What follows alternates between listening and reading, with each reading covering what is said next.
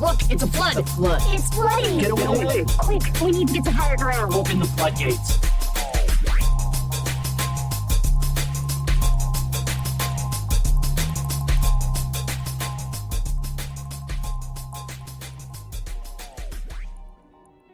And now came the greatest misfortune of all.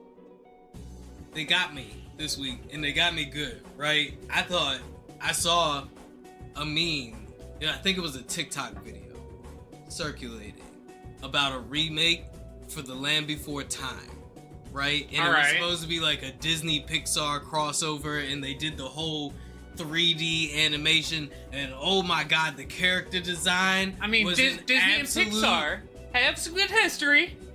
The character design was an absolute tragedy, my nigga. I was upset. I was flagrantly mad. They made Littlefoot orange. I said flagrantly mad. I was just, it was absurd, bro. Like, I can't even begin to tell you the visceral response. I can't believe they race changed Littlefoot.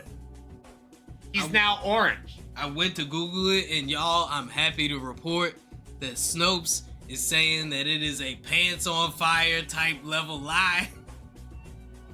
And thank the fucking Lord, because let me tell you something, nigga. I am so tired of the fucking them going and remaking and ruining shit. Y'all ruined the color purple. You're tarnishing Taraji P. Henson's name. This shit is tragedy. They got Oprah and Taraji P. Henson beefing over this shit, bro. It's crazy. I see they got a new Pet Cemetery out. I will, however, say though, that after watching one episode, because y'all know how I do, I like to watch at least one episode of some shit. And the new Mr. and Mrs. Smith, it's got some legs on it, y'all. It's got some potential to walk, right? Because I mean, it's already, look, we already got Donald Glover, and he brought over his director from Atlanta and all of his music videos, Hero, I think. And so, like, the first episode is a slow burn, right? The first episode is a real slow burn. You really kind of getting to know the characters and how they respond to their environment, right? But the end of that episode, the way they like clinch you back into your seat, and they were like, hey, just in case you was starting to get tired, don't forget that this is a spy. And that's what I like. Okay, so that's what I really like about this is Mr. and Mrs. Smith, the movie, takes spy and flips it on the action perspective, right? It's all shoot 'em up and like just explosions and hot people from the jump, right? Like this builds like a more like the Americans kind of narrative. Yeah, like they hide among us. Yeah, and I'm kind of fucking with that, the way that this is going. I just wish that they would stop remaking great movies and remake bad movies and bad TV shows that were like based on good ideas but just missed their mark. You know what I mean? Like Tubi is full of this shit, bro. Like I saw a movie called The Adventures of Buckaroo Banzai on that bitch, right? And it is about a rock star brain surgeon. Hold on, rock star / brain surgeon / comic book hero / samurai. There are no commas. This is the same person. In 1984, and you know that what a great year was trash. You know that movie was trash, bro. But now would be a perfect time. We just had everything everywhere. How would George Orwell feel about this movie? No. We just had everything everywhere all at once, right? Flip that shit on its head. Make this rock star brain surgeon and make it back. Comic book hero, samurai, be a woman, right? Come on.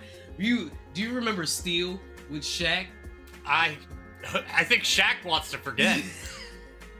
No, that fucking movie. First of all, Charles Barkley won't let us forget. All, if you was a little black kid in the 90s growing up, Shaq and Kazam and then Steel, right, where he was that he got wrapped up in some government program where they turned him into like Iron Man meets Thor, and like remake that shit. I mean, Steel is a real character, but like inside the NBA typically goes like, hey Chuck, you don't have no ring.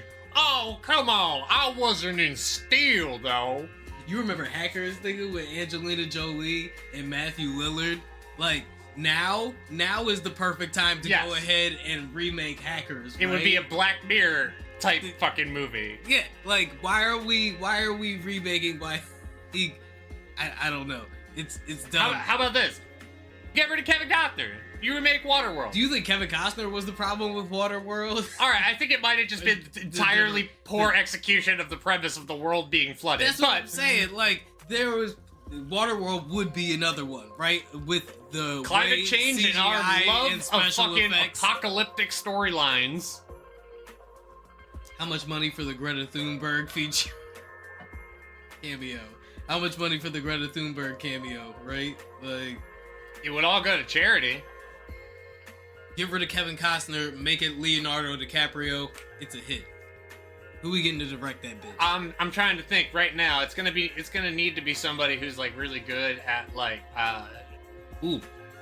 How about Peter Jackson? Leonardo DiCaprio and Peter Jackson. Oh my god, that's killing at the box office, nigga. What are you talking about? How about Peter Jackson, right? The guy who directed Lord of the Rings? Damn, that's crazy, right? Make it like Mad Max, but in reverse, right? Or that I was thinking either that or the world the gets guy, so hot the ice caps melt. or the right? guy who directed Master and Commander, the Russell Crowe movie, who's clearly also very familiar with, filming in the giant water tank out in Nevada, designed specifically to film water movies. I feel like tons of video game movies is like ripe for this now. Like, I still haven't watched the Halo series on Paramount Plus yet. I've heard bad things. It's getting another season, so they must not be that bad. I don't understand why they can't get video game adaptations right, bro. It's just Unless they're easy, like Hitman. even the first Hitman movie, they had to make that movie twice in order for them to get it right. They fucked up Doom. How could you fuck up Doom? Like, Doom can be a movie with like no dialogue, and everyone is still entertained. Dead Space, like, they could make a Dead Space movie. I'd love a fucking bio there. So Amazon got that Fallout series getting ready to come out, and next month I'm really anticipating that because the trailer makes the set work and the character design look good. How fucking troll would it be if Hideo Kojima makes Metal Gear 6 as a movie? I'm still mad at what they did to Silent Hill, bro. Like, how the fuck did they fuck up Silent Hill? Like, Silent Hill was one of those properties that... It's also based on a real place! Silent Hill is one of those properties where the movie was, like, so bad, but, like, we love Silent Hill so much that we were like, you know what? At least they gave us Pyramid Head, and we'll just agree to, look back fondly on this. Unlike that fucking, the Dragon Ball movie. That shit was so bad, bro. They were like, you know what? No more live-action Dragon Ball Z. Actually, from now on, we're just gonna stick purely... That is one of the... Sir, you are quoted and recorded to have said that the Dragon Ball Z is the best cartoon adaptation. And you also said the Earth is a cube. I was gonna say, I guarantee if we go back and play that in context, I was speaking facetiously. Oh, 100%. Once again, like I said, that shit was so bad, we still haven't tried. It's actually relevant because we were talking about the live-action Avatar, which, knowing me, I've already watched every episode of, and continue to actually watch some of the original Avatar to compare, and I have a notebook. And knowing me, I've at least watched the first episode. Just so you don't get your expectations rising up, but keep them realistic and crashing through. Back with that same old consistent, same old. It's your boy Dom. And Ziggy, with your favorite weekly pop culture digest, where we bring our pop perspective to put the culture in context and make the mainstream make sense, because if we do not make sense, we don't make dollars. Hello. It's the Flood, and you already know what it is. And if you don't know what it is, as we said off top, we are a weekly pop culture digest where we take some of the news, trending headlines, funny stories, all that shit happening around you, and we try to break it down and see if there's a bigger narrative to it. And some of those stories we got to talk to you guys about are the big ChatGPT meltdown that happened earlier this week, along with the AT&T's service being wonky. ChatGPT maybe coming in with an MVP? Going after Mickey D's? A Texas man eavesdropping on his wife for a little bit of insider trading. AI is becoming increasingly scary thanks to OpenAI's new video generator, Sora. We got some content reviews to hit y'all with, but as you know, and if you don't know, at this show, we like to start it off with some shameless abuse of the algorithm. Thank you for all of our new listeners, and this week's hit on the algorithm is Texas Hold'em by Beyonce. And if you didn't know, now you know. But of course you knew, because how could you not? It's been the talk of the fucking town, right? So much so that country old West town. The rumor around the mill is they tried to shut it down on a couple of the country radio stations. They wasn't really having Are you them, like trying to slip into twang? They wasn't really having them some Beyonce fever, you know what I'm saying? They weren't really trying to welcome that over there around. They were Texas folding. Oh, they definitely folded though. Texas folding.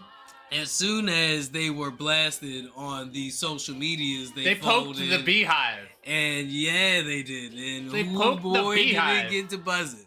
Let me tell you, what I think is extra funny like about the beehive this, has been in hibernation while like the Swifties have been like in heat for like the past year. Not even that. Well, let's not even go there, because the beehive has not been in hibernation. They have been absolutely reveling in the glory that is the Renaissance tour, and Beyonce had a whole ass concert movie that dropped too for this last album that she was doing. Beyonce is like the popular girl in high school who sees another girl getting a lot of attention and is absolutely not threatened at all. Some people might say this is a case of the Bring It Ons, but we won't really, we won't go there because there's no reason to go there. First movie, great. Second, I don't know. Unless you want 14th Land Before Time, I don't know. Go there. They're not remaking Land Before Time. Beyonce can do country music, even if it still sounds like R&B music to people with uncultured ears. And I will say, before we started recording, I was talking to Doc, and I was like, yeah, it just sounds like country with Beyonce singing. It sounds good. Yeah, it sounds like what... And I was like, but I don't know if I can buy into Beyonce, like, being a country girl. And then you say...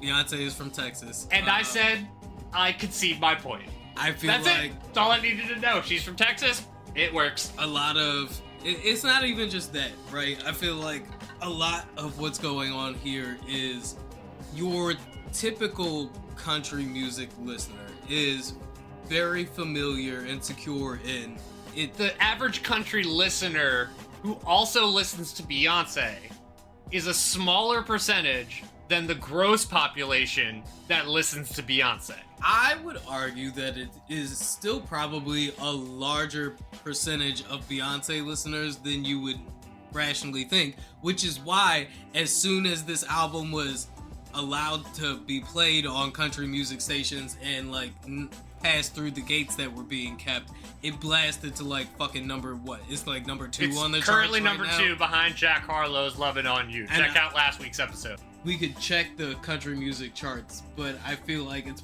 probably like pretty high up there as well.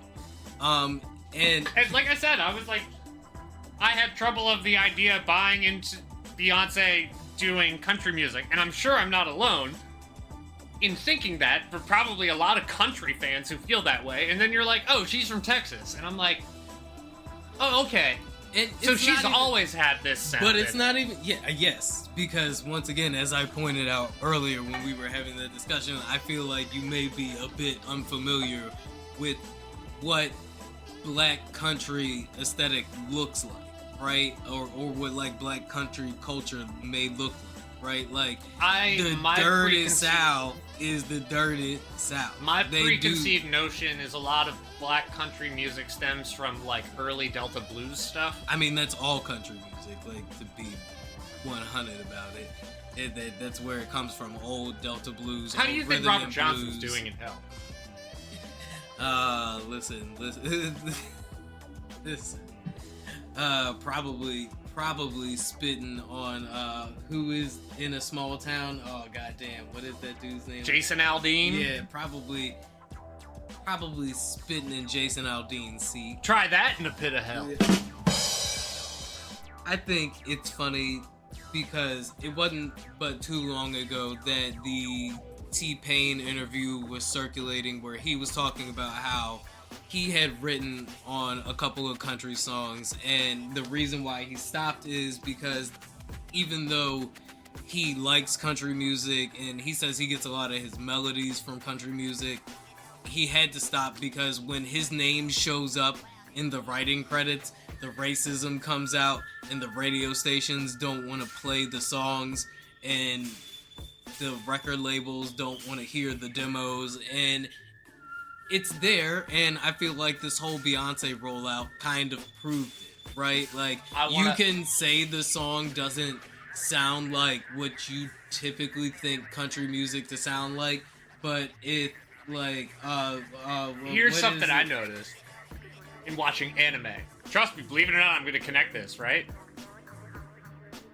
So there's a ton of anime I'm watching where I'm listening to the melodies, and I hear the melody start, dun dun dun, dun dun dun, which is the melody to Aerith's theme from Final Fantasy VII.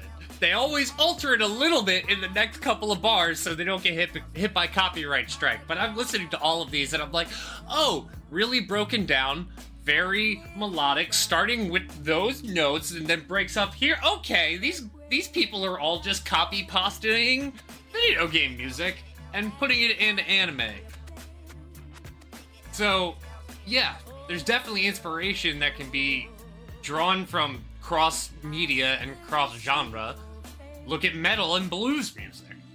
All I'm saying is if Shania Twain had done that shit, if Reba McEntire had done that shit, Martina McBride or somebody, right? Like, y'all would be like, oh, look, she's I would totally, like, seasoning on it. If Reba McEntire... If Carrie Underwood did that shit, y'all would say, look, Carrie Underwood can do it too. Oh my god, Carrie Underwood doing the Lemonade music video? Yeah, if Carrie Underwood had did Texas Hold'em, right? Like, oh, would there be a fucking problem? No, it would be #1 on the fucking charts right now. I mean, I'm even thinking, like, Carrie Underwood in the Lemonade music video. White women would be like, woo!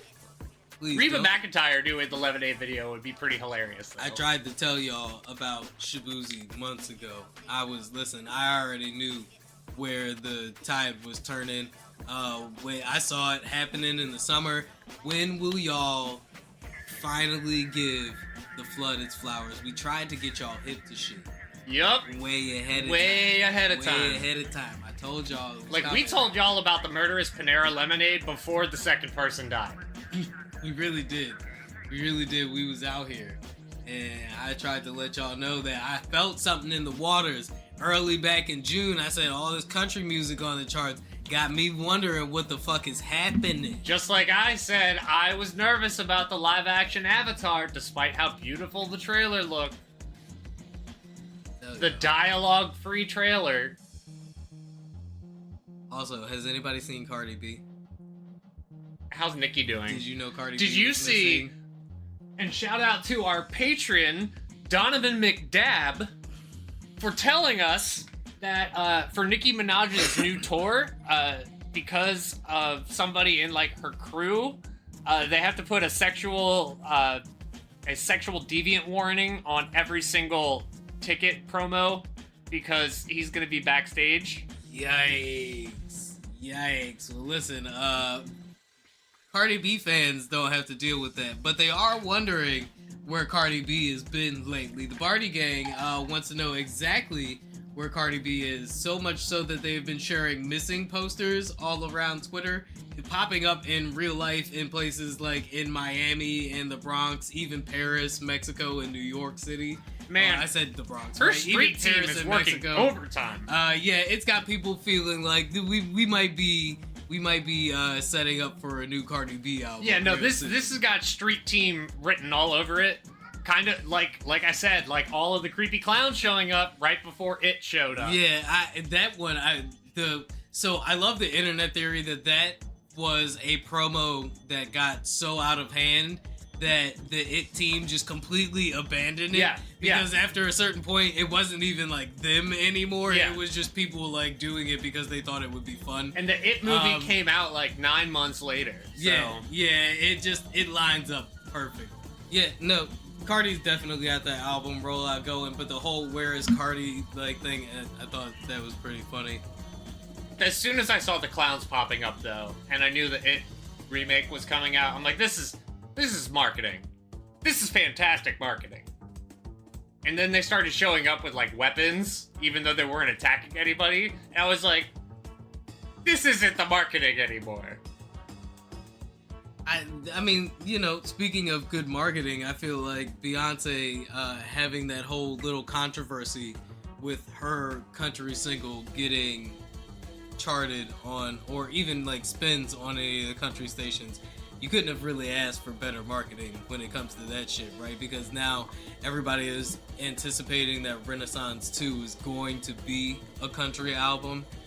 You couldn't have asked for better album promo, right? Like, I don't know when Renaissance 2 is coming out, but everybody is definitely gonna have their like eyes and ears peeled for that shit now. Especially with Texas Hold'em and 16 Carriages, I think it was. Have you heard anything that you would like to recommend to our listeners this week? I found a video on YouTube where it's somebody reading the entirety of Berserk. Coming through with the avant-garde. Okay, I see you. That wasn't exactly what I intended or had It's a 21-hour-long anticipated. video. I've been watching a lot of stuff recently. Yeah, so the most recent song that I saved is called The United States of Whatever by Liam Lynch. Oh, okay. And what kind of music? It's very like, I don't give a fuck punk. Okay, so it's very like hardcore, grungy kind of punk, dirty. Yeah, real dirty kind of. Beach and saw Kiki. She was all like, and I'm like, whatever. Okay. And this chick comes up to me and she's all like, hey, aren't you that dude? I'm like, yeah, whatever. So that's the most recent song I saved. All right. I also saved another song called "In the Belly of a Shark" by a band named Gallows. So I just don't want to. Yeah, So I was gonna say that's guaranteed to be a Gallows. downer. Is that like goth, like a goth? It's probably like, some down-tempo? like neo-punk goth music. Yeah. I save stuff off of my Discover Weekly. I can share the playlist. It's over a day long, and the playlist is called "Yeah, This Is Some Shit Dan Would Listen To." And the picture of the playlist is Don Zalug. So, Well, our man Isaiah Rashad dropped a new track featuring Sir that's very hot called Karma, and Central C also dropped a new little Lovin' Your Boo type joint that I'm fucking with called I Will. If you know Central C, he's the British drill rapper that's gone viral most recently, and Isaiah Rashad is one of our favorites from TDE, who hasn't really, done anything since, whose last album was The House is Burning, and has been kind of radio silent since a bit of controversy that happened with him over the summer. So it's good to see him back out with a new joint, along with the TDE alumni, Schoolboy Q. oh yeah. So yeah, keep your ears peeled. We got some good music on the way out, and more to talk about after this break. Break. Welcome back. We have these things called staple bits. You know what staples do? They hold things together. So when people come to our show, they know they have a few things that are familiar. Every now and then, we bring a bit back because crazy stories will never stop in. That did sound like I was rapping. Yeah, I was letting you go. I was letting you rock. It sounded like you was on one, holding it down, but you already know what it is. Them things you can rely on, and one of the things you can rely on is here. Florida being batshit crazy. And so is the rest of the world. So on this week's Florida versus everybody. Put the drop. Look, up in the sky. It's a bird. It's a plane! Florida man's. Making this the most Florida story of the week. This is a segment where I find wild headlines from throughout the world, including Florida, and read them to Doc. And he has to guess where each headline is from. Bonus points if he can guess exactly where the headline is from, or even relatively close. And we'll see if Florida gets to keep its title as reigning champ of crazy. Story 1.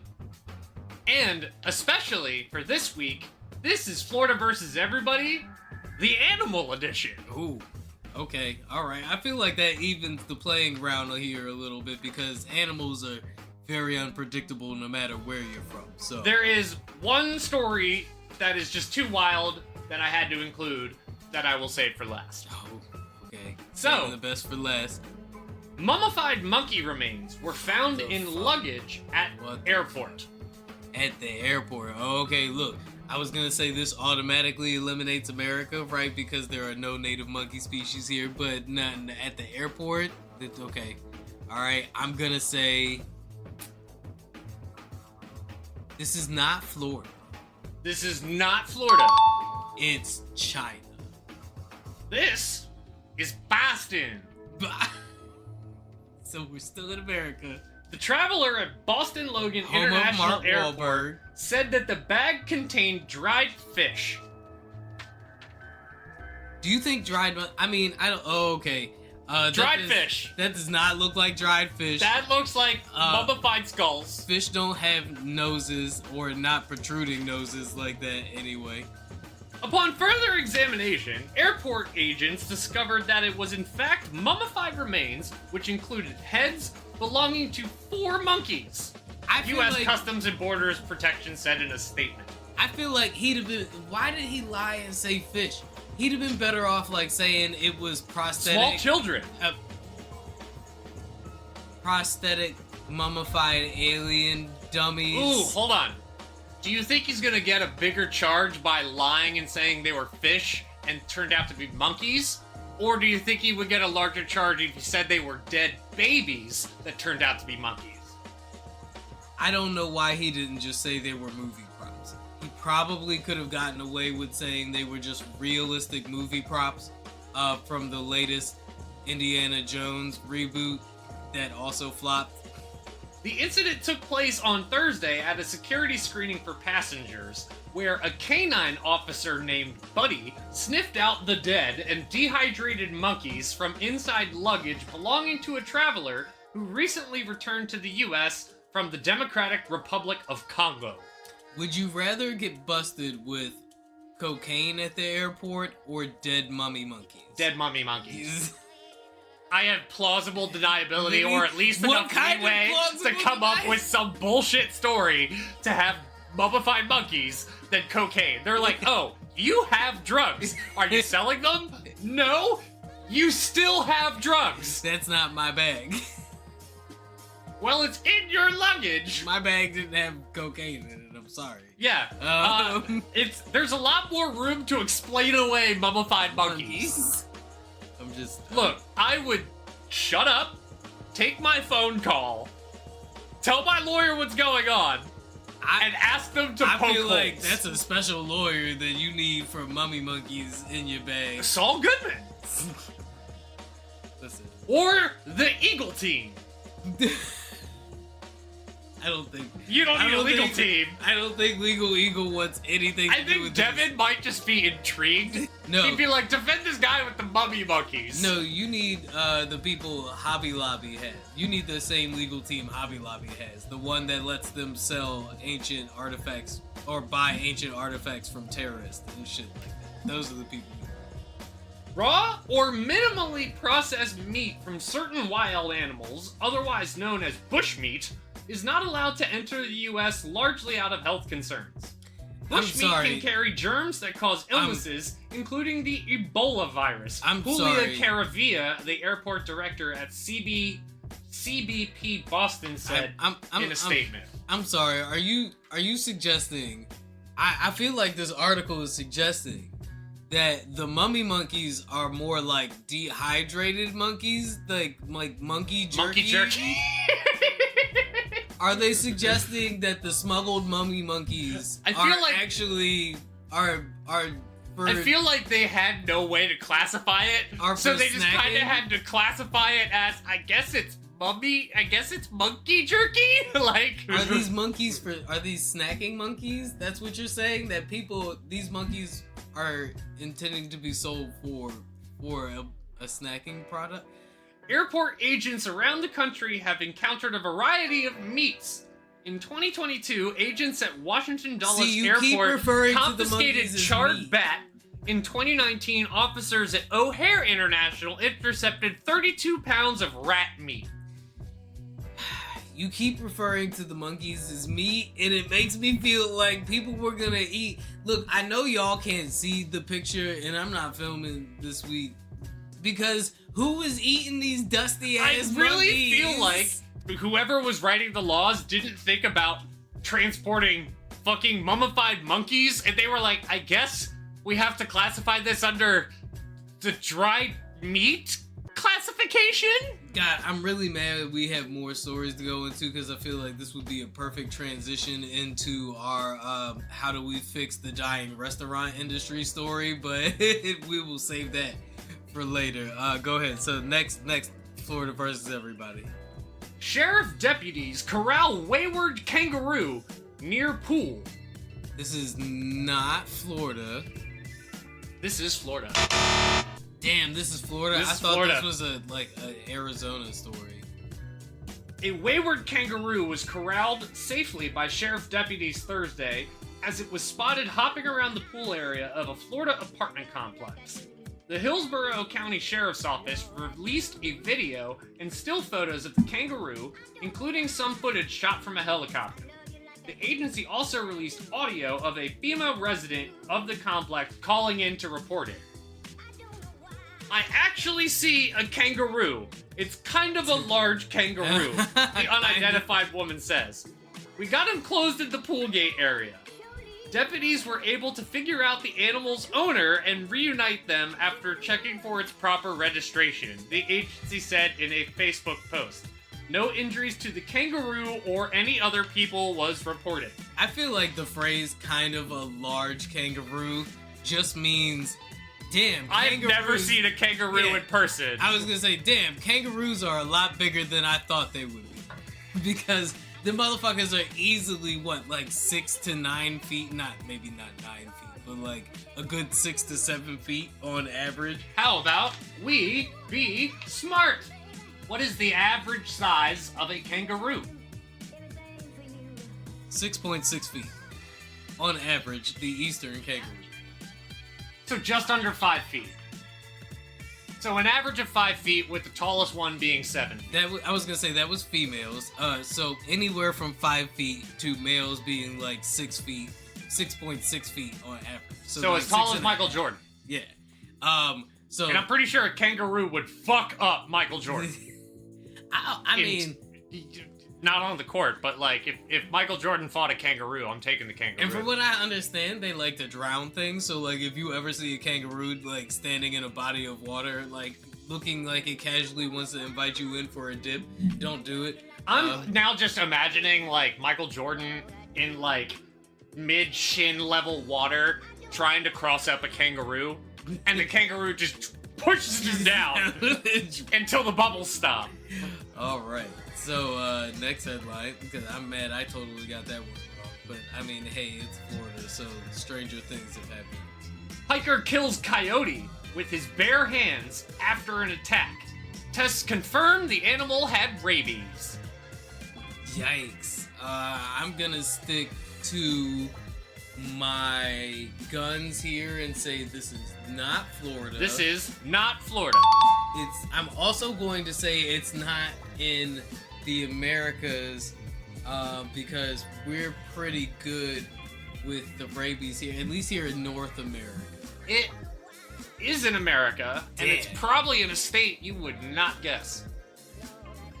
Minnesota? It is the smallest state in the Union. Oh, Rhode Island?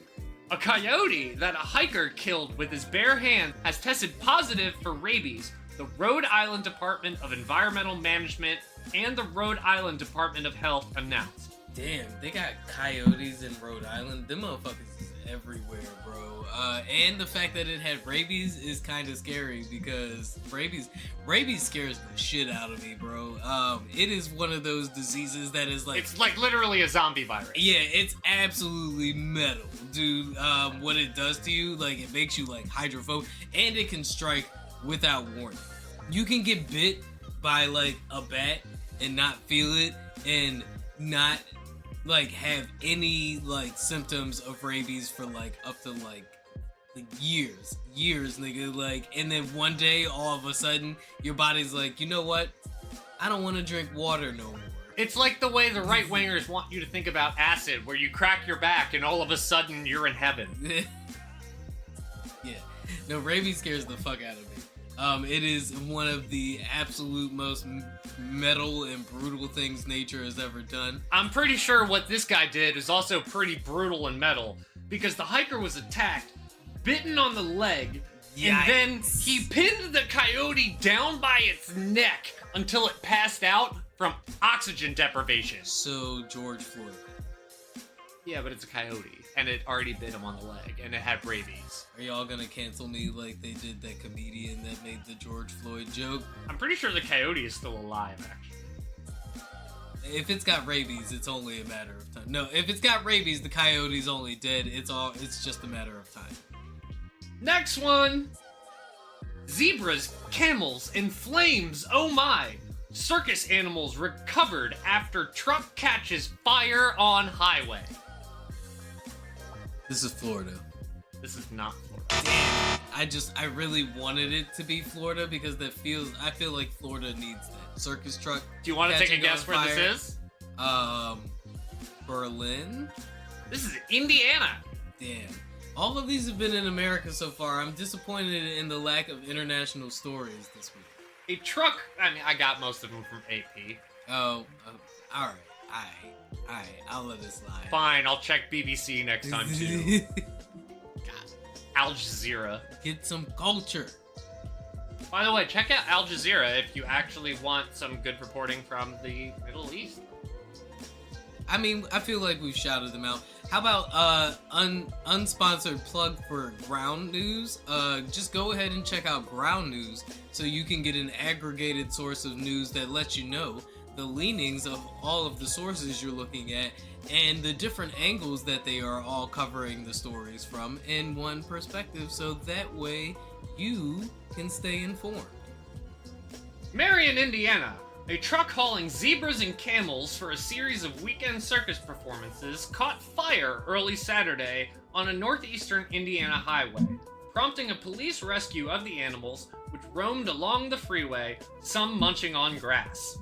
The tractor trailer caught fire around 2 a.m. along Interstate 69, nice, in Grant County, and a state trooper, a Grant County Sheriff's deputy, and a third person rescued the 5 zebras, 4 camels, and a miniature horse, leading them off the smoke-filled trailer, said Sergeant Stephen Glass with the Indiana State Police. Both officers were treated at the hospital for smoke inhalation and later released, but none of the animals were injured. Oh, well, I mean, hey, at least none of the animals were injured. The truck driver, 57-year-old Sarasota man, hey, shout out Florida, was not injured. All northbound lanes of I-69, nice, were closed about 6:30 a.m. once the area was cleaned up and the animals were taken away to another truck. And the sheriff's office has posted photos saying that no harm has come to our furry friends. Nice. Big crowds cheer competitors who are evading police wrestling over beer at the Man Games. Alright. Despite my better judgment, I'm gonna say Florida. That is a very Florida headline. Florida! The Man Games? At Come the on. Florida Man Games! If we weren't gonna Big hold the crowds Man cheer Games, competitors evading police, wrestling over beer. if we weren't gonna hold the Man Games in Florida, I feel like they would have to obligatorily be held in like Russia. This is the best written article of them all, by the way. They rose up by the dozens from across Florida, caricatured competitors in tank tops and cutoff shorts for a showdown that treats evading police and wrestling over beer like Olympic sports. Promoted as, quote, the most insane athletic showdown on earth, the Florida Man Games poke fun at the state's reputation for bizarre stories that involve brawling, drinking, gunfire, rectangle wrangling, and other antics carrying a risk of time in jail or intensive care. So this is not a government sponsored event. This is not state sanctioned or even county sanctioned at all. This sounds like a guerrilla event, if anything. Reptile wrangling. I heard Florida has like a really bad iguana problem right now. Like the motherfuckers is out here like rats in Florida. But listen, mud wrestling, or reptile wrangling. This is Florida Man competition, so I personally would prefer the rectangle wrangling. It's 2024, sir. I don't know what your preferences or your pronouns are, okay? He, him, and, women.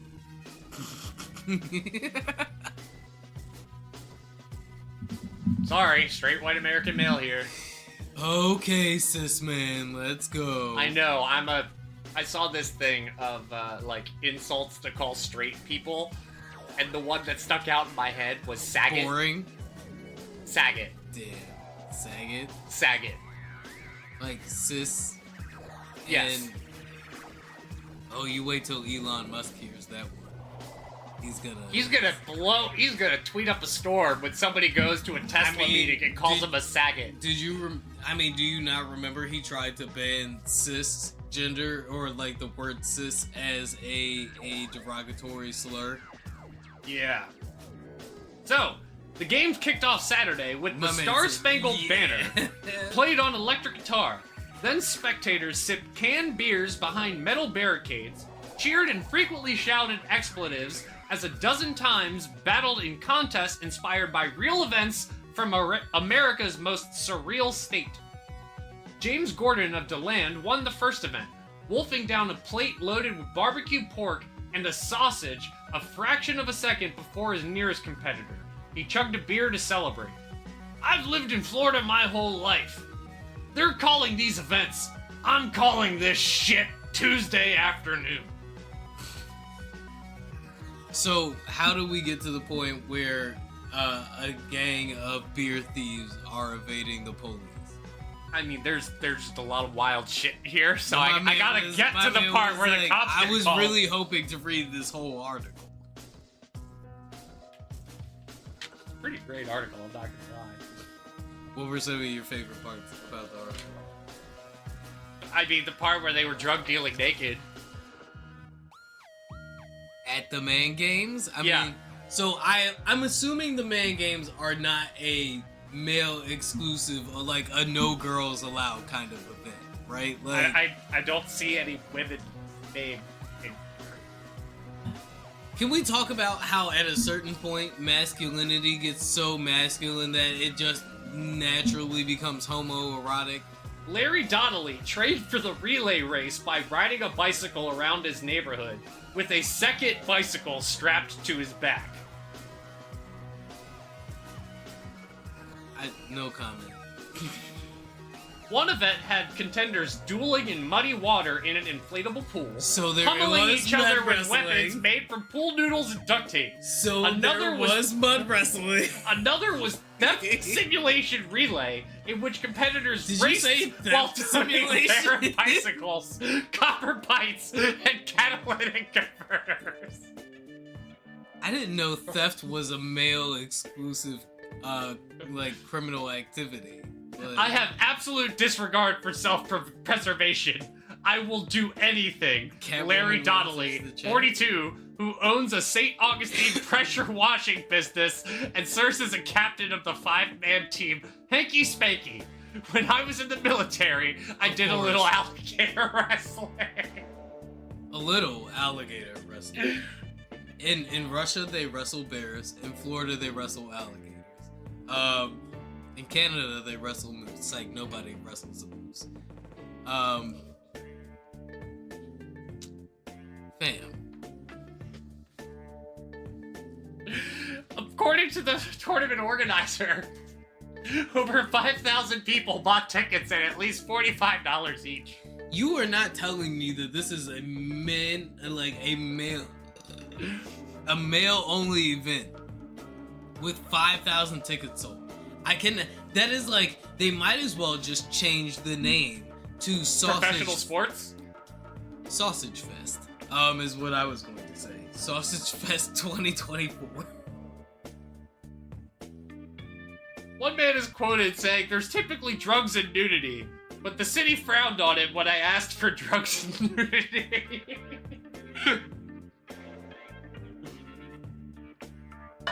The Florida Man phenomenon seeped into the nation's conscience, thanks in part to a Twitter account that started in 2013 with the handle @_Florida Man.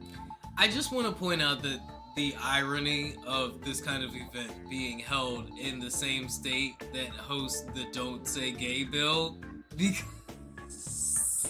Florida's claim to I guarantee you there was some gay shit going on at the main event. Florida's claim to being the strangest state goes back much further, said journalist Craig Pittman, who wrote the book Oh Florida, How America's Weirdest State Influences the Rest of the Country. Ohio has entered the chat. The first flag to fly over its capital in 1845 bore the motto, quote, "Let us alone," end quote. Austin has entered the chat, although I feel like Austin is not weird in the same way that Florida is weird. Quote, "You cram that many people together, they're bound to start running into each other's cars and chasing each other with machetes," Pittman said. Alright.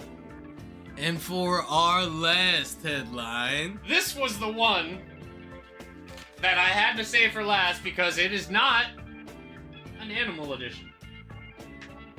That last one wasn't an animal edition. Alligator wrestling. Alright, I might have dyslexia and wrestling over bear. Okay.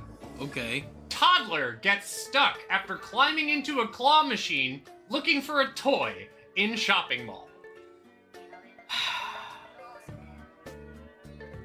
I feel like this is something that's so ridiculous it could happen anywhere, but I'm gonna go 3 for 3 and say Florida. This is not Florida. Damn, what is it, Kentucky? This is not the United States. Oh, after all that rigmarole, look at how after all of that complaining, look at how you throw an international one in at the last moment. Oh, you cheeky bastard, you. Oh, you played your poker face well, buddy. Lady Gaga would be proud. So would Phil Hellmuth. Anyway. Periwinkle will be disappointed because chances are I took his money. Anyway. So. Got one more guess. One more. One more guess for where this is. Belarus. I give you credit for the obscurity, but this is Britain's... Oh, it's the UK. No. What is it? It's called, But this is Britain's Florida. Australia. You mean British Texas? Oh, yeah, it's British Texas. This is Britain's Texas, also known as Australia. Australian police came to the aid of a 3-year-old boy after he became trapped inside of a claw machine at a suburban mall. Fuck, dude. A video surfaced that showed the toddler sitting inside the glass-walled box filled with plush toys, blissfully unaware of his predicament. What a beautiful nightmare. That kid's gonna do a Reddit AMA in like 10 years. I got trapped inside of a fucking claw machine, ask me anything.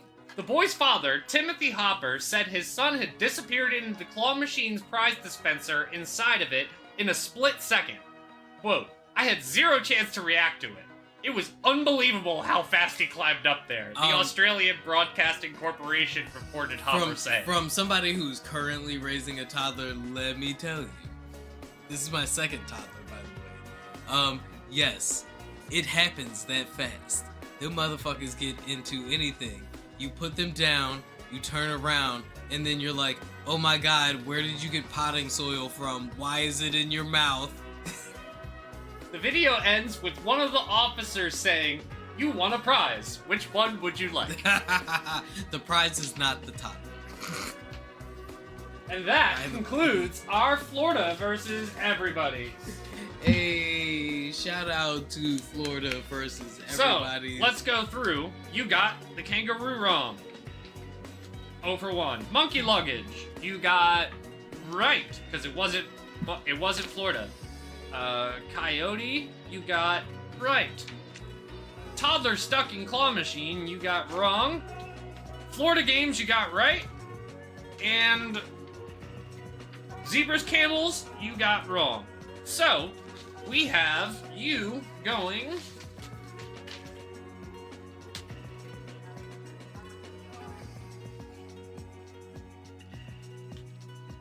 You went a modest 3 for 6 this week. Batting 500. Hey, I'm not mad at it. And since we're on a kick of staple bits, I think I have a couple of soft moves or boss moves I'd like to put forward. Put the drop, shout out, on the you know trend. who. And starting off with a Texas man who allegedly made $1.76 million from insider trading by eavesdropping on his wife's work calls. Tyler Loudon of Houston, Texas overheard his wife, a BP Mergers and Acquisitions manager, discussing the company's acquisitions of Travel Centers of America, Inc., and bought 46,450 shares of the company's ladder stock ahead of the announcement in February 2023. Right? The SEC said in the news. Wait, was he arrested? It just says he made that much. So the U.S. Attorney's Office of the Southern District of Texas announced criminal charges against Loudon after the news release from the SEC filing, because the SEC did investigate that shit. Loudon, I think it's pronounced Loudon. Sold 42 of his shares following the announcement, which led to a nearly 71% rise in the Travel Center stock, making him a profit of $1.76 million. Did he tell his wife? There are things I have to know. Did he tell his wife? So the article does not elaborate on whether he told his wife that he invested in the shares based on the eavesdropping of his Because that's a phone huge call. factor. That's a huge factor. But because if he told his wife, he could be putting her job in jeopardy. I'm almost certain when the Fed came knocking, he let her know, like, hey, so I may have overheard you talking the other day, and you know I have that Acorn account, and you know I follow Wall Street Bets, right? Man, right? like, this guy had the ultimate come up. He probably thought his wife was cheating and ended up catching stock tips. Soft move or boss move, though. Moving on, it's time for Soft Move or Boss Move.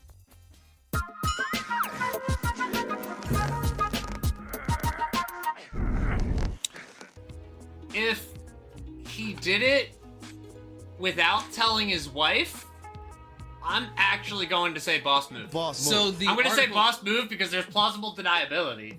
The His article- wife is not implicated. So, I mean, first and foremost, if the marriage is like a real marriage, the wife is going to say he didn't know regardless. But the article does say the wife wasn't aware that her husband had bought stocks based on the conversations that he had eavesdropped on. I'm going to go ahead and I'm gonna give this a soft move because move. like if you're really about it like that and you're really paying attention, I mean you would have known that they would have caught on to that shit. You don't think that they know who your wife is? Do you think that he treats her like a queen? Does it change I things bet if you- he treats her like a queen? I bet you he did after he made that investment, like right? diamond rings. After he made All right, that so investment, is it a he soft was probably move? buying random shit, and she was like, "Damn, why you treat me so nice?" And he was like, "Oh, you know, Is it 'cause a you boss good to move me." if he treats her, and a soft move if he throws that shit in the Caymans? Because I'm definitely going soft move if he throws that shit in the Caymans. There's prenups for that. I was gonna say that's the difference between a prenup and a non-prenup agreement, right? Okay. So, we need to come to some consensus conclusion here on a soft move or a boss move. He didn't tell his wife. He told them. Let's assume, since they're still married, that he treats her like a queen. I'm gonna go boss move. I mean, ultimately, he's still being investigated. The Fed is on. They gotta to his prove shit. it. It's not hard to prove. His wife, it works for BP Mergers and Acquisitions. He made an investment in the company that they were buying. Look, that lawyer is trying to get, like, things about her hearing checked. And be like, I can't hear my own voice. Look, I'm guilty of it too. And People tell me to quiet down. And I don't know how loud I am. Listen. I know it looks like a lot of money on our end, but honestly, he really only came up 1.76 billion off this shit. If his wife works for Mergers and Acquisitions, I'm going to assume that Tyler and his wife are already doing pretty okay for themselves. I'm gonna say, It sounds like he got greedy. That's a soft move. so, I mean, you say $1.5 million doesn't actually sound like a lot, but I will 1.7. say that $20 a month or $10 a month or $5 a month to support your favorite weekly pop culture digest is always appreciated and never seen as a small thing. And shout out to our patrons, Enraged Peacock, and I'm sorry, I'm not feeling clever. And for our next soft move or boss move, a podcast host explains how he used ChatGPT to scam McDonald's out of over 100 free different meals. That's right, the podcast host of All Things the Podcast, Gage, used an AI chatbot to write fake complaints that he filed with receipts that he had dug out of the trash, essentially, to scam McDonald's out of free meals. He said receiving up to 4 free meal vouchers from just one receipt survey. During a November taping of the All Things podcast, Gage offered a step-by-step breakdown of how he scammed McDonald's out of over 100 different free meals, revealing from the first steps, which were finding the discarded receipts, to the prompt he used to and fed to ChatGPT to help write these fake terrible reviews, sentences or prompts as simple as write about a time I had a horrible experience at McDonald's when I ordered a Big Mac. In just under 1,200 characters, Gage went on to add that he received up to 4 different free meal vouchers from just one receipt. What do you think? Soft move or boss move, Zig? This is about as boss move as you can get. That's always a boss move. So, at first, my first reaction was, oh, you have to go through the trash? That's kind of grody. And then I did some math. You said over 100 free meals?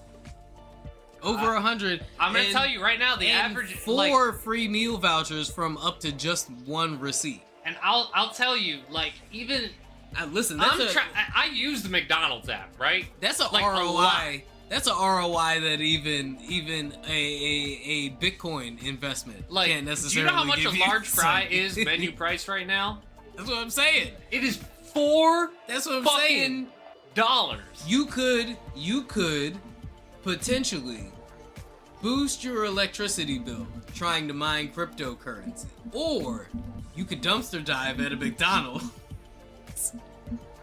4 free meals for up to 1 receipt, right? And all you gotta do is come home and be like, hey yo, ChatGPT, I need you to write some bullshit about McDonald's and how that the Grimace shake gave me bad diarrhea, right? And I was thinking about it a little bit further, and, you know, at first I was like, ugh, that's kind of grody.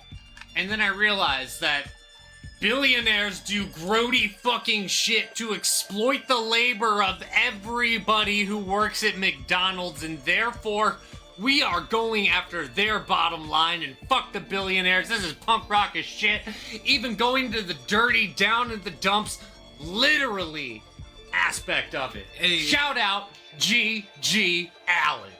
Shout out Gage, because there were, believe it or not, there were a lot of like mixed reactions as far as this scam was concerned. Yo, McDonald's be creeping up their prices though. There were, I mean, the shrinkflation with McDonald's is real. So as far as this one is concerned, I'm going to say total boss move. There were people that were saying that this is more sad than cool, but I'm like, fuck them, because as somebody who actually eats McDonald's fairly regularly, because it is filling. I don't know if and that's cheap. a humble brag, but It's like, not. It's not. It's a necessity. But I will tell you, I used to get the same meal that I got at McDonald's, which was a large Coke, 2 McDoubles, and a large fry for $4.50. And now that same meal costs me over $7. I'm gonna go ahead and say that when it gets to the point that they no longer have the dollar menu but want you to download and sign up for the app For the value. so you menu. can get the value menu and free fries And if none you of it order on costs the app, $1 or less. so they can farm your data and shit like that. Yeah, I'm gonna say go ahead and scam where you can be scammed, because I mean, these companies and these corporations, they're really out here and they will mine your data, which they will tell you to your face is more valuable than gold, without even hesitating, to the point where at universities in Canada, they even got vending machines with facial recognition technology. That's right, a university in Waterloo, Canada is expected to remove its smart vending machines after a student discovered an error code that suggested the vending machines were using facial recognition technology. The word of the day is dystopian.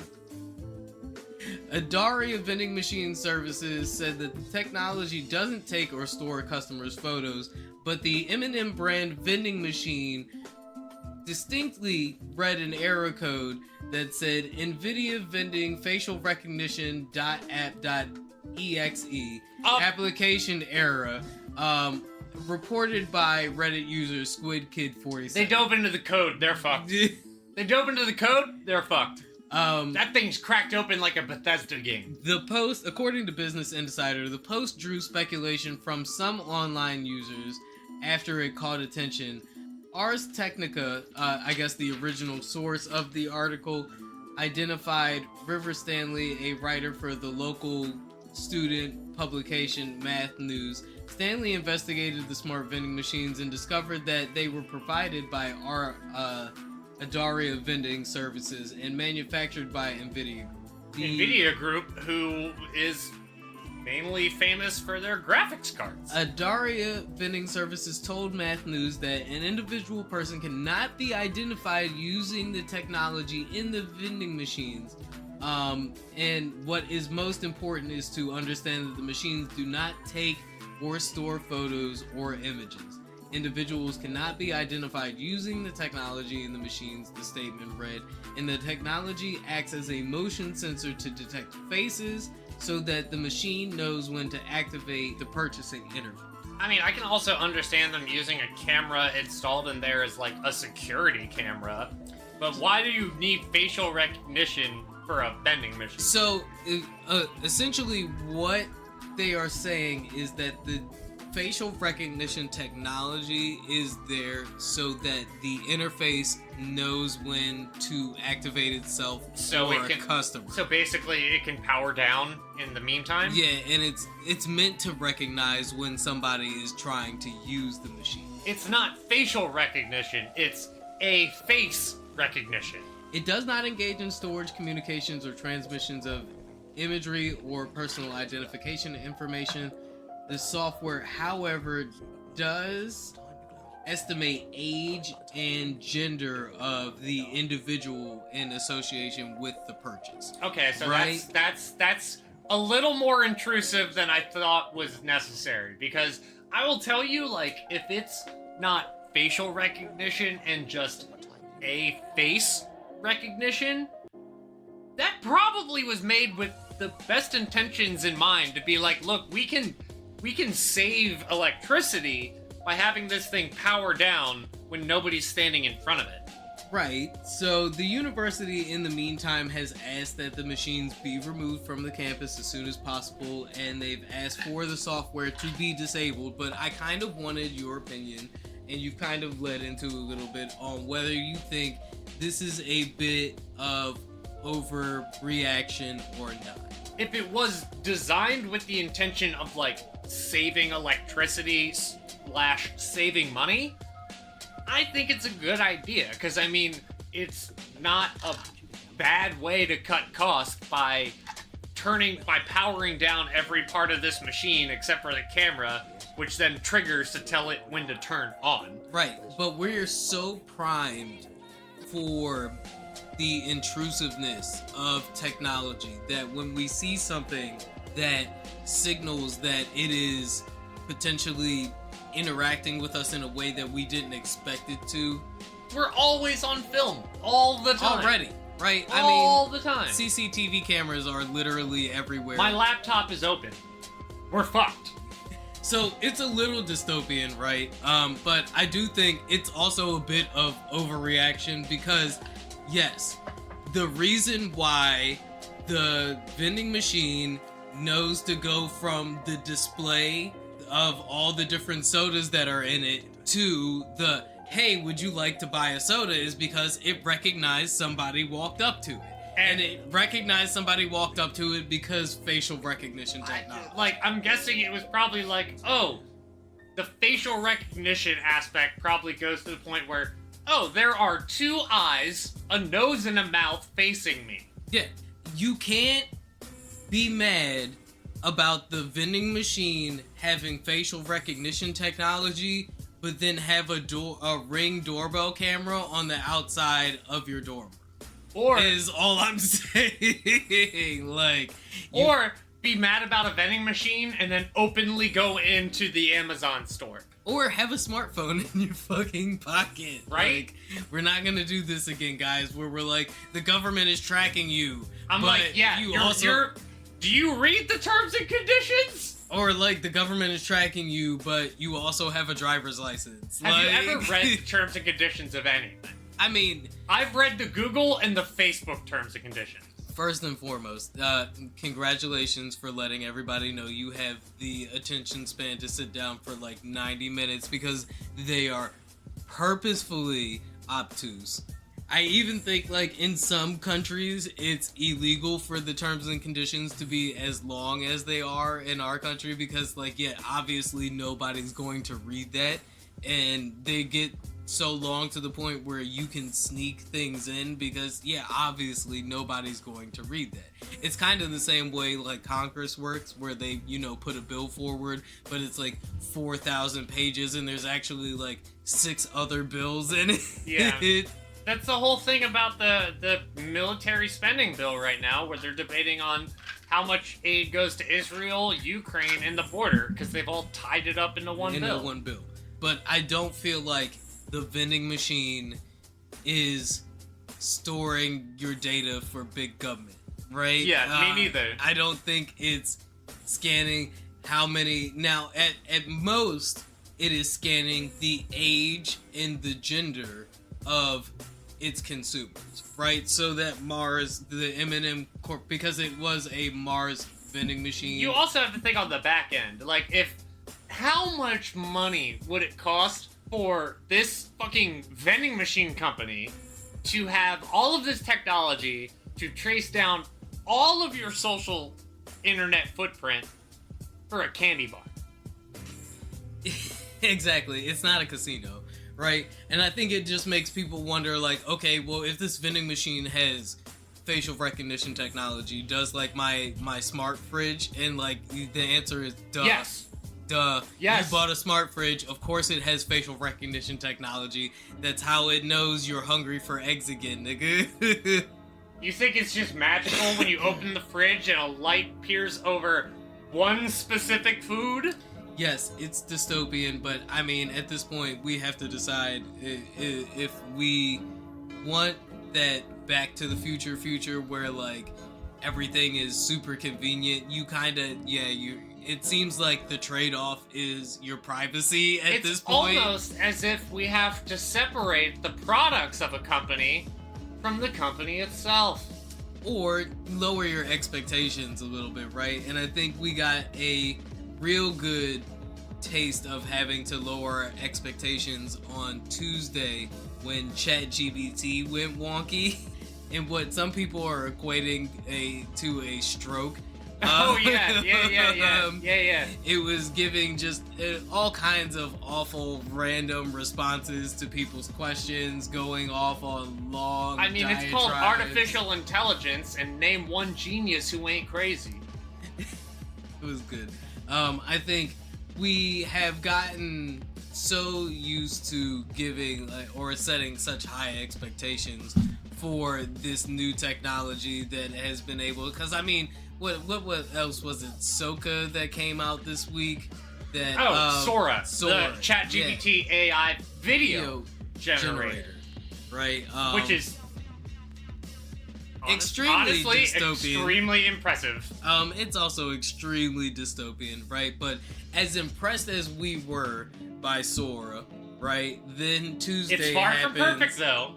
The more Sora videos you watch, the more you realize they are far from perfect. And then Tuesday happens, and ChatGPT goes absolutely insane, right? Which is just another reminder that you should not be putting all your eggs into these AI baskets yet. Everybody. Also, another shout out to a former championship winner of ours, Nightshade, for letting people watermark their digital art that pollutes the AI algorithm. Yep.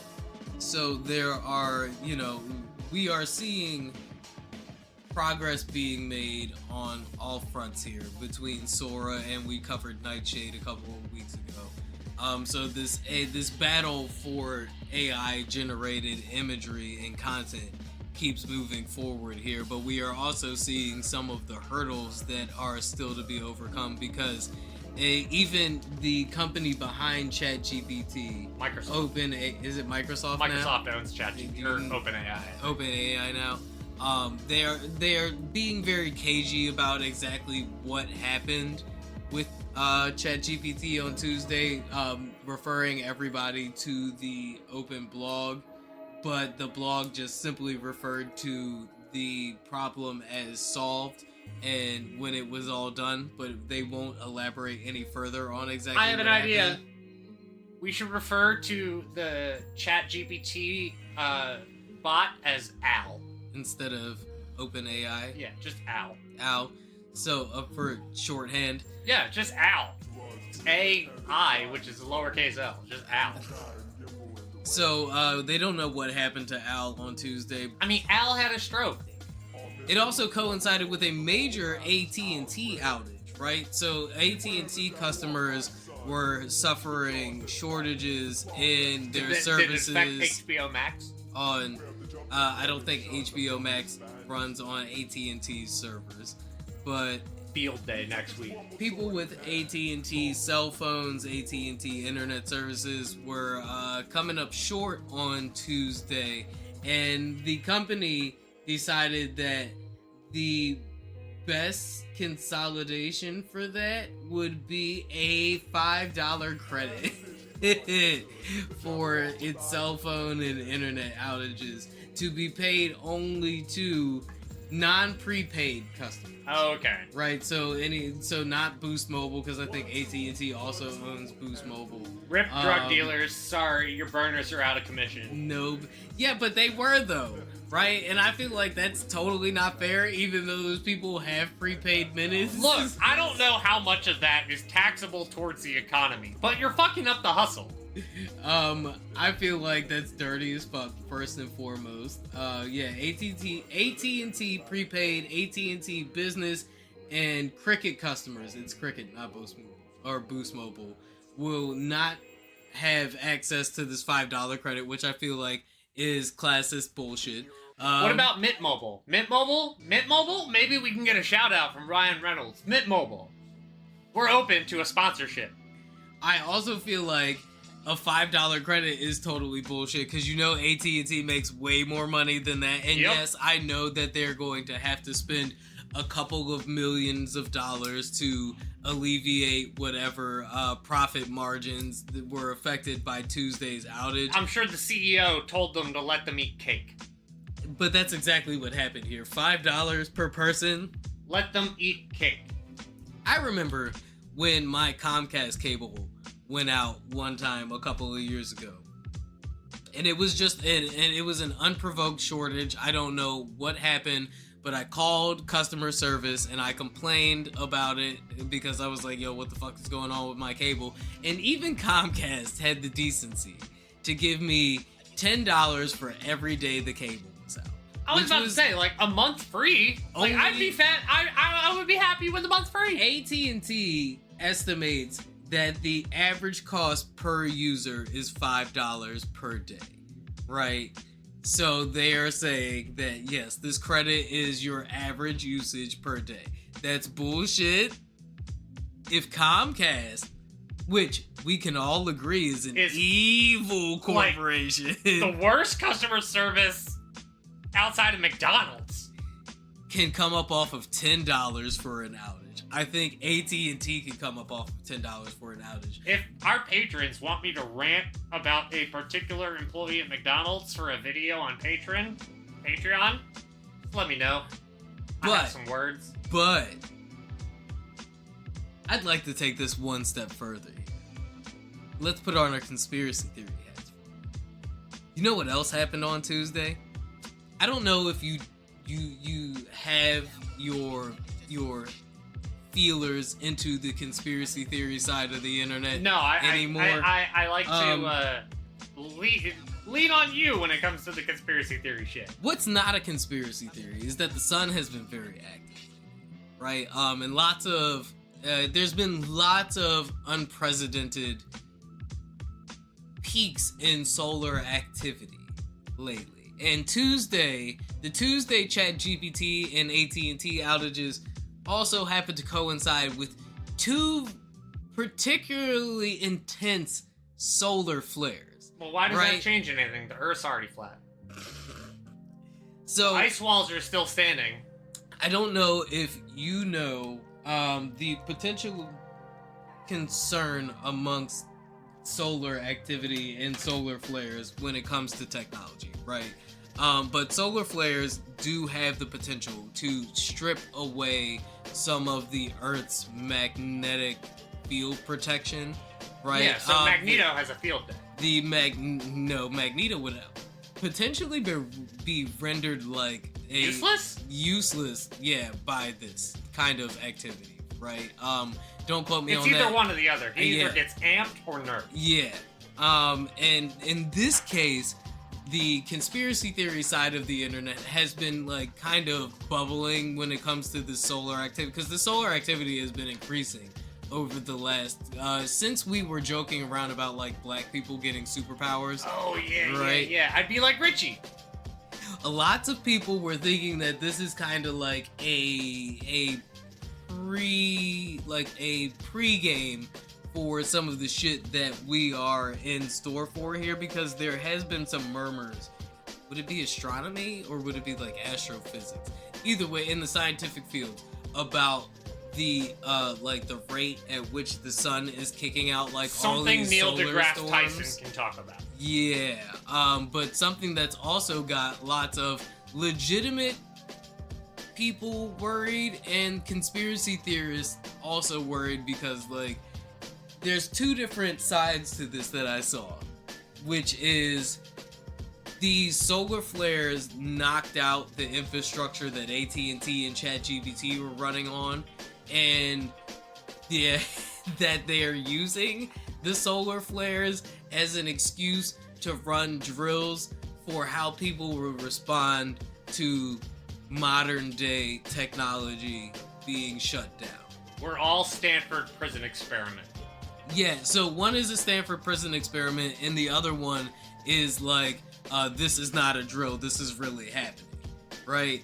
So I can see benefits, or not benefits, I can see benefits I was to about to say, the ask the one. Stanford prisoner experiments test subjects how they feel about that experiment. And as far as conspiracy theories go, this is more one of, like, as far as like apocalyptic scenarios go, this is one of the more logical ones. If it can be a Black Mirror episode, it's something that we should be legitimately worried about. This is something that a lot of scientists are actually legitimately worried about. And I'm not like, and I don't mean like... It's not like something we can do anything about. Like, yeah, and that's why... we can't get anything remotely near, like anything near the sun. It's not... So it wouldn't be about doing something on the sun. It would be about, like, prepping our infrastructure down here for that kind of thing. Right?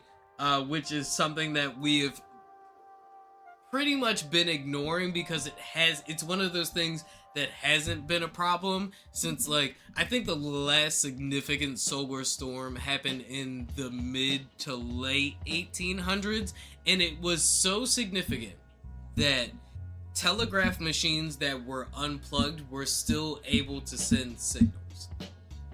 That's how much solar activity was happening, right? But it also happened, the last time it happened, the most significant, like, technological advancements we had were telegraph machines. I'm also going, based off of you saying that, I'm going to say that Magneto gets a buff beyond his control.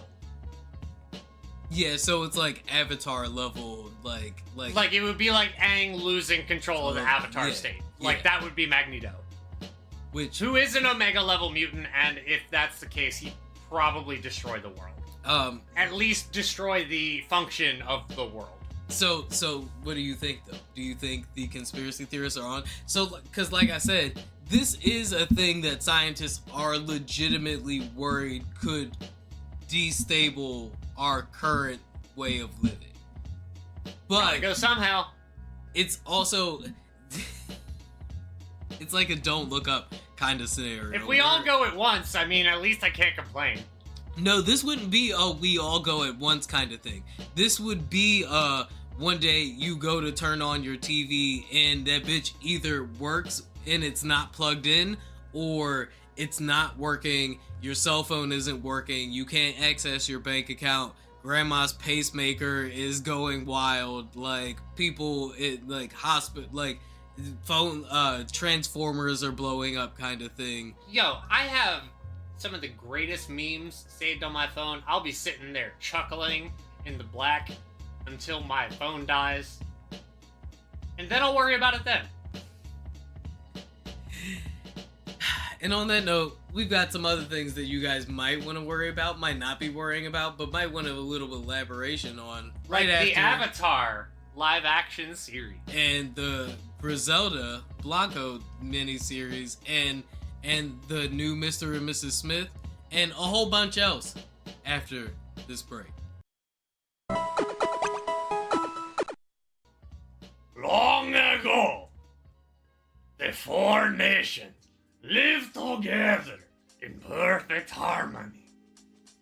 Until a foolish samurai warrior from the Fire Nation. I was gonna say, what's going on here?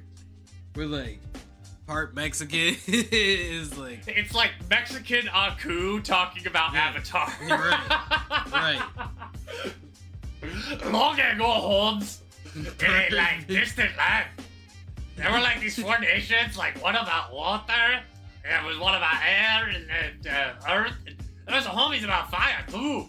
So Netflix's long-awaited, highly anticipated Avatar: The Last Airbender live-action adaptation finally dropped this week. And for loyal listeners of our pod, you know that this has been something we have been following for literal years. All the drama from the departation of the original Avatar: The Last Airbender crew over creative differences with the live-action adaptation, Netflix staff, to its casting debut or casting announcement, right? Which we were both happy to see.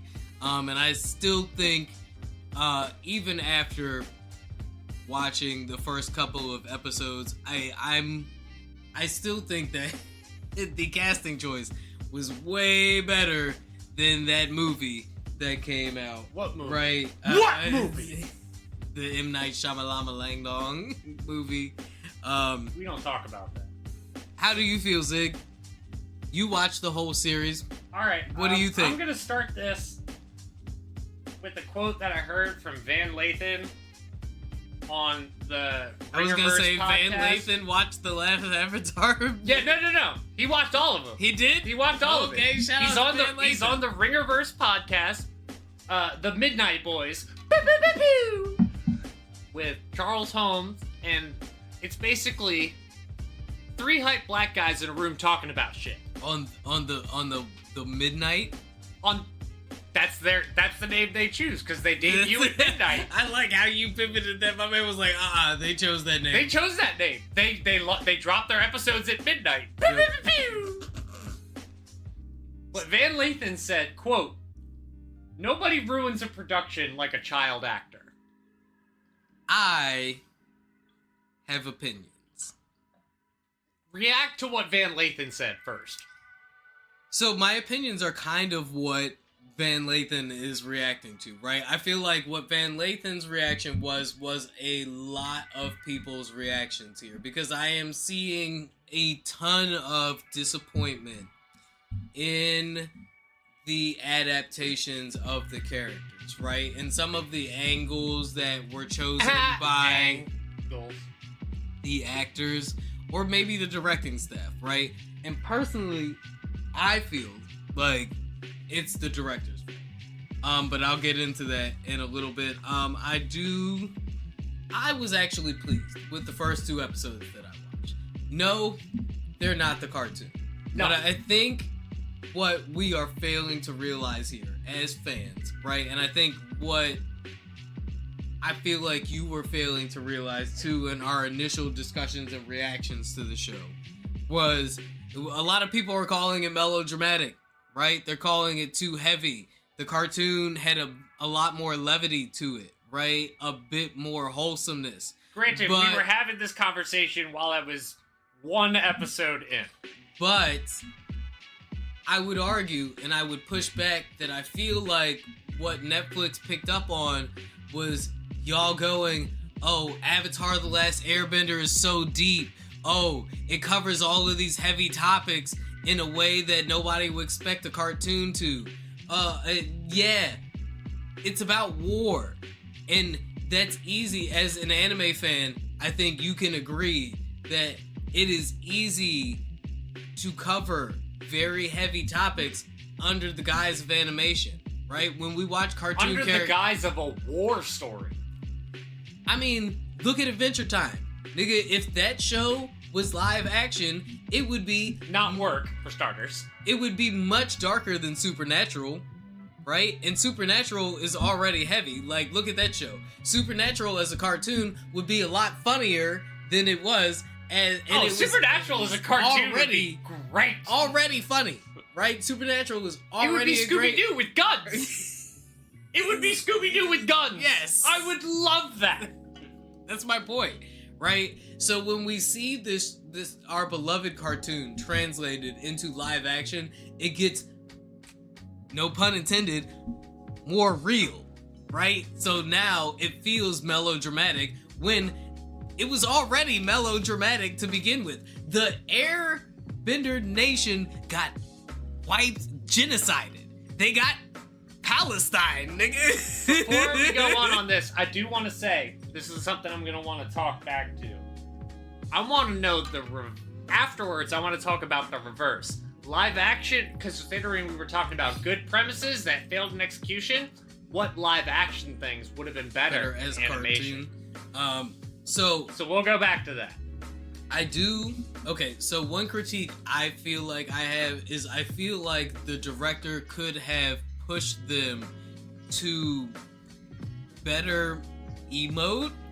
I feel like the actor told them to do something instead of engaging with them in some way to put them in that mindset. Aang feels very forced. Like, when he's laughing, he's like looking blankly and then and then looks like he stops right when they say cut. I don't get that as much as I felt like they were just reading their lines. They weren't living their lines. Yeah, I heard somebody say it felt like watching somebody cosplaying as the characters instead of being the characters. Yes, and I feel like that's not something that just happens. Not for all characters, by the way. I don't want to touch on the Fire Nation. I think the Fire Nation characters were phenomenal. Well, both Uncle Iroh and Zuko. Zhao. Yeah. Zhao was incredible. And Ozai. But Ozai is also played by, I think his name is Daniel Day Kim. He's like a already incredibly famous actor. Yeah, I was gonna say all of them are. I like how they portray Iroh.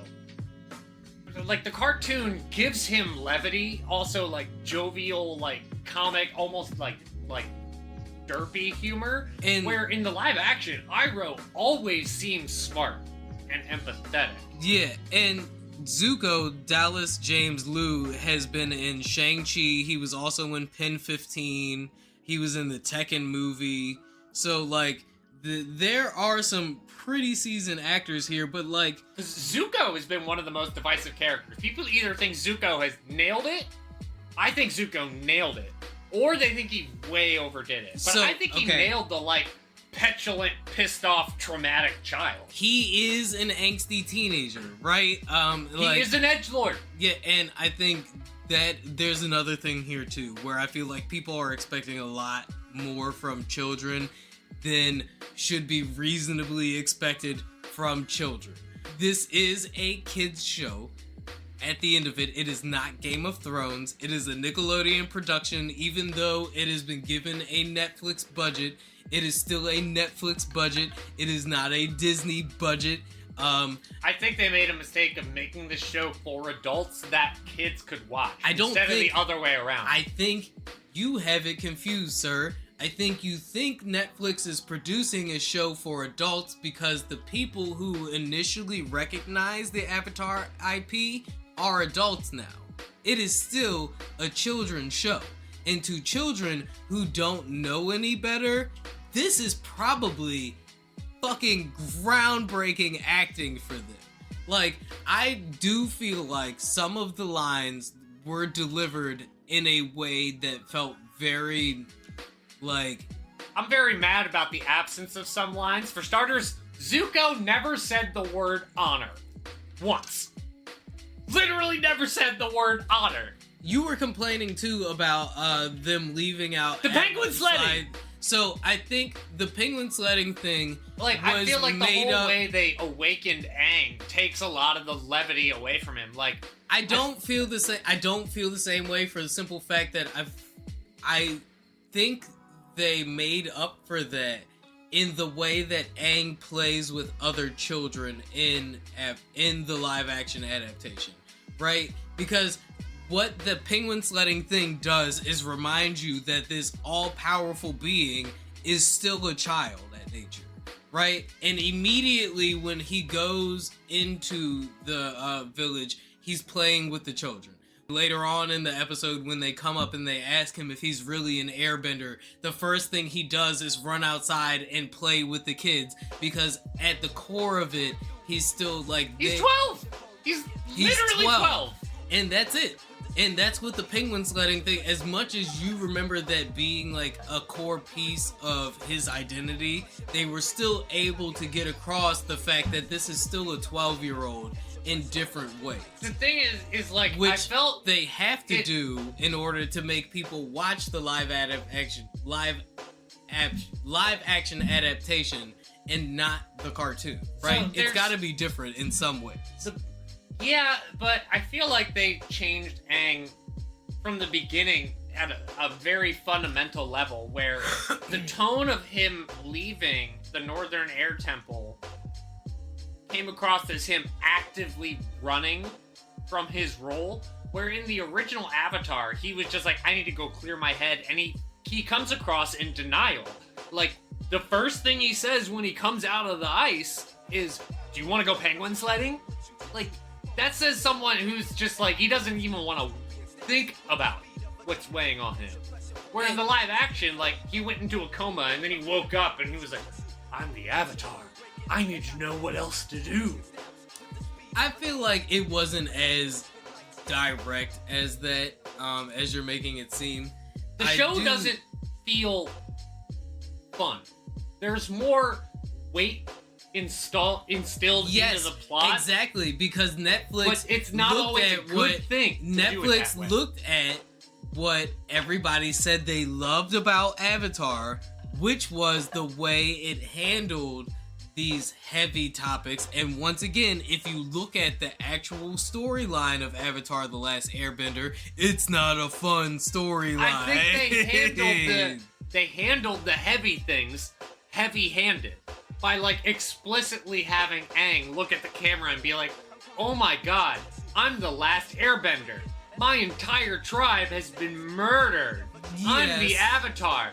I must fight Lord Ozai. And, like, instead of having that, you know, slightly nuanced into the plot, because Avatar is not But a you also, complicated story. but you have to remember that they are not making it for our generation.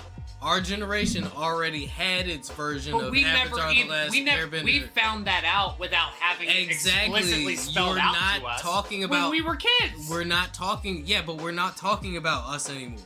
We're talking about smartphone kids. We're talking about the TikTok generation who doesn't have the attention span to read. You mean the type of people that go onto YouTube to look up videos to understand the plot of a book? I'm not saying the kids can't read, but there's a lot of people saying the kids can't read. So if you think that they're about to sit down and try to critically think when their school systems are literally trying to phase out critical thinking courses, no.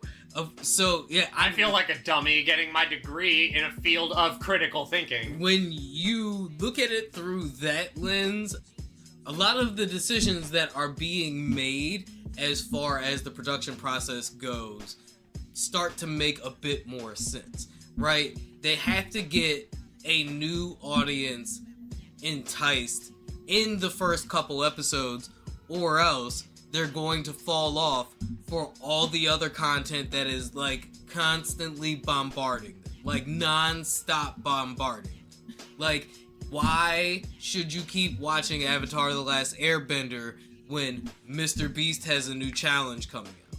You know what I mean? Turned on. Mr. Beast literally just cured AIDS. What do I need to watch Avatar: The Last Airbender for? So, yeah, I kind of... As much as I complain about pacing, yeah, I'm starting to understand it a little bit more. I said that the pacing on this show is acceptable for them conquering the amount of content that they are covering. So they're covering 20 episodes of the original series, and they do it in 8 one-hour-long episodes, and for me, they pace it fine. And they find a way to, like you remember the secret tunnel people? Yeah. Secret tunnel! Yeah. Secret tunnel! So they're trying to find a secret passageway to get somewhere. And they find the secret tunnel people, like, in the cave playing because the acoustics are great. And they're like, oh, which way do I go? And they're like, you go that way to the secret tunnel. And when they go through, the one guy's like, oh, they're so fucking gonna die. And I'm like, all right, that's like that episode is clearly like it's fun, but it's more or less filler. I'm fine with them covering it that way. So you wish they would have kept a little bit more of the levity and the funness of the original cartoon. I wish they did, series. but I also wish it wasn't forced. I feel like they should have taken some of the outtake takes. I didn't use them. Watch a lot of Bel Air, but it feels to me like they gave it the Bel Air treatment, right? Whereas Fresh Prince was originally like a comedic sitcom, Bel Air took it and made it more of a drama. Almost right? like they take something that's a simple premise and then realize that there's more to this premise. Kind of like Mr. and Mrs. Smith? Kind of like Mr. and Mrs. Smith, which upon my reaction of the first episode, I do have to say this feels like it's got some legs to it, right? As I mentioned earlier, the episode starts off as kind of a slow burn, right? We are introduced to our new Mr. and Mrs. Smith, and we are introduced to the concept of the way this version is going to work, right? Which is like a job recruiting kind of faculty where we have a military and a CIA person who both are met with this opportunity to work for the secretive organization that asks them a whole bunch of questions that almost comes off like they're filling out like old school dating profiles. You like this long weird walks on the beach or dinner in a city. It's this weird interview with the kiosk thing that they keep flashing back to throughout the episode as we meet our Jane and John Smith on their first mission, which is Donald and Maya tracking this person and trying to intercept this package. And a lot of the beginning, like I would say like 30 minutes to 40 minutes of the first episode is really like character development. Like you get to know who each person is. Like Donald is really like the one who is pushing for more information, trying to dig and understand like who he's in this fake marriage with, because like as you know, the or I guess from what I saw in the trailer, they have a very physical marriage. You do get a nice little season preview at the end of the first episode, just in case you were wondering what you were in store for, because by the end of the first episode, you will not really understand what you were in store for, but I guarantee you will want to know how the next episode goes. This is America. It does give a very, if you watch The Americans, it gives that kind of feel, right? This is Americans. That's a good way to put it. Another show that I got to watch the first episode of that I thought was really good was the Griselda miniseries, right? Starring Sofia Vergara, who gives an absolutely excellent performance. Also, absolutely timeless beauty. One of a kind.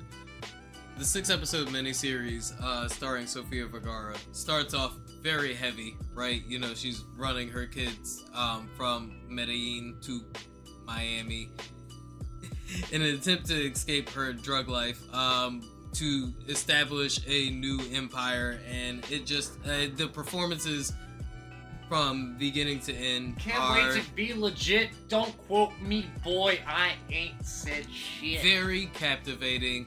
It almost seems like it was filmed on like an old grainy camera at points to kind of add like that underworld kind of feel to it. It's actually really interesting that we're talking about Griselda, considering an advertisement popped up on my PlayStation for Below is now free on Tubi.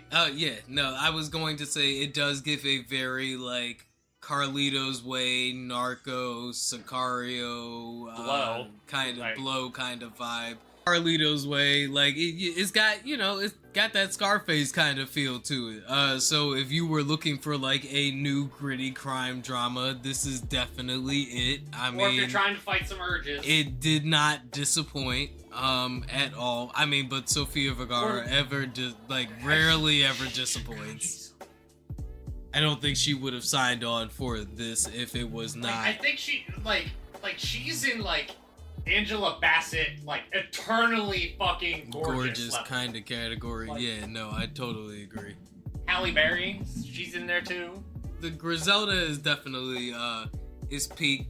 I mean, I did finish Berserk: The Golden Age series on Crunchyroll, 13 episodes. It's a retelling of the 3 movies of Berserk, done in very high quality, like CGI animation, like CGI animation. And I was very impressed. And all of those people that say Griffith did nothing wrong, what the fuck is wrong with you? No, it's definitely, I feel like it's some good content out there to watch. Definitely, like we said last week, go check the Vince Staples show out. I know. Self-titled Vince Staples show. By the time you heard it, everybody had been talking about it already, but I promise you, we record a week ahead of time, and listen, we put you on. You keep with us, and I'm telling you won't miss. It's crazy. We record a week behind, and we're still ahead on some of the shit that people are talking about. The Vince Staples show is trending. Do not sleep on that shit. It is definitely right there. If you missing that curb feel, this definitely has that curb. You know what? It is almost like some hood curb shit, right? Like Vince is Larry David in this shit, bro. And like, what would happen if Who is Black Larry David? Vince Staples. I mean like. Oh, in the comedy world. Yeah. I don't know, because then we would have to figure out who Black Jerry Seinfeld was. Whose line is it anyway? Wayne Brady? Yes. I don't know if Wayne Brady has a Larry David. Wayne Brady as Seinfeld? Wayne Brady as Seinfeld, yes. But I don't think Wayne Brady has a Larry David. I'm saying who would be the Larry David if Wayne Brady's Seinfeld? It would have to be behind the scenes Tyler Perry? Larry Wilmore. I love it. I love it.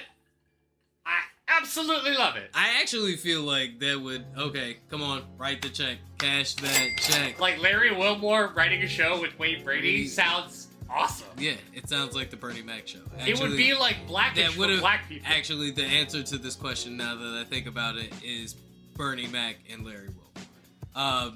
Is the answer to this question. Bernie Mac is Black Jerry Seinfeld, and Larry Wilmore is Black Larry David. Who's Black Bill Cosby? Or Larry David is white Larry Wilmore, and Jerry Seinfeld is no, he's not white. He's not Jerry white Seinfeld, Larry Wilmore. He's Jewish Larry Wilmore. Also, Jerry Seinfeld is not white Bernie Mac. So this doesn't work. But I do want to know, going back to what I said before, what movies or shows have you seen in live action that you go, that would be better animated? What was that? Oh, damn. What was that sci-fi show? Firefly? Yeah, Firefly. Firefly would have been a bomb, especially like a Star Wars Attack of the Clones kind of like animated series. Like Firefly would have been bomb, or like a Ben 10 kind of shit. Like, yeah, that would have been bomb as an animated series. I'm gonna go with right now for Buffy the Vampire Slayer. Oh yeah, you took the words right out of my Buffy mouth. the Vampire Slayer, I think would be a badass animated series. Oh my god, yeah, like especially if you gave it to Adult Swim. And they did almost like a Totally Spies type of thing. Oh my god, and you still let it be like the original cast, like they did with Scott Pilgrim? Yeah. Oh, that would be fire. Buffy the Vampire Slayer as an animated show would be awesome. What are some other... Charmed, for that matter. Charmed would... a lot of the WB shows. Yeah, yeah. Like, Arrow is a Leia, so I'm not even gonna mention like. Yeah, we actually won't bring that do up. like superhero. Yeah, TV that's a shows. cop out. Because Heroes as an animated show would already be like. Yeah, that would slap. Actually, I don't know. I think Heroes works better as a live action considering the premise. Little pushback. Yeah. Little pushback. I feel like Heroes would almost be like blase blah if it was animated. Okay. Okay. Like, you would be able to make the powers look, quote, more realistic, but then that would almost remove the appeal of Heroes itself, where it tries to ground it in reality. Yeah. Okay. So what were some of the ones you had? Because we already said Supernatural, right? Daria would be great in live action. I don't know, dude. Like, Ooh. because it feels like Daria would be great in live action, but I feel like, do we get too much into Wednesday? But then again, the Zoomers love Wednesday, right? So, like, yeah, okay. Bruce Lee movies. Some of the Bruce Lee movies. They can almost go like Baki. A little bit. Kill Bill. As an anime, Yeah. Kill Bill as an anime would probably go hard. How many Tarantino movies in general would be better? Not better, but good as an animated. Well, I mean, Kill Bill did have that animated sequence, right? When they were telling the story of Oren, right? So it doesn't have to be specifically TV show. No, it doesn't have to be a TV show. It could be a TV show or a movie, but something live action that you were like, you know what? That might be better as an animated. Could you imagine Don't Be a Menace to South Central while drinking juice with your boys in the hood? It as would a be cartoon? the Cleveland Show on crack. As a cartoon series, that would be fire. That would totally be. Ooh, Zombieland. I think it's less funny as an animated series. You think Zombieland would be less funny as an animated series, and it ends up more like Walking Dead territory? That's wild, right? That would be a wild trend for it to become more serious in tone as an animated series. Ooh! Billy Madison as an animated series or an animated movie. Billy Madison as an animated movie? I mean, Adam Sandler, so just 8 Crazy Nights, but like... Like, add in, like, Gear 5 Tune Force shit.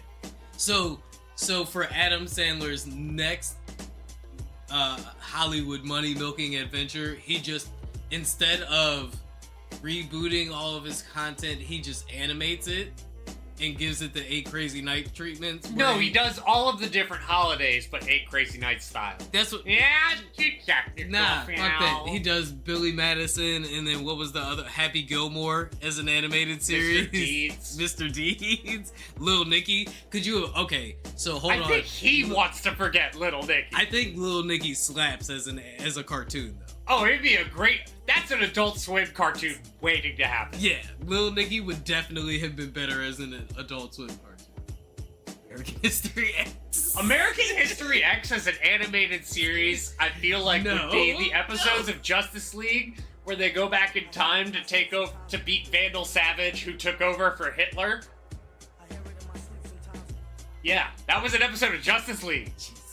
They go back in time to fight fucking Nazis. Of course. Well, I mean, Nazis are the ultimate supervillain. The ultimate cartoon reboot is definitely World War II. You know, we've already had, like, Donald Duck.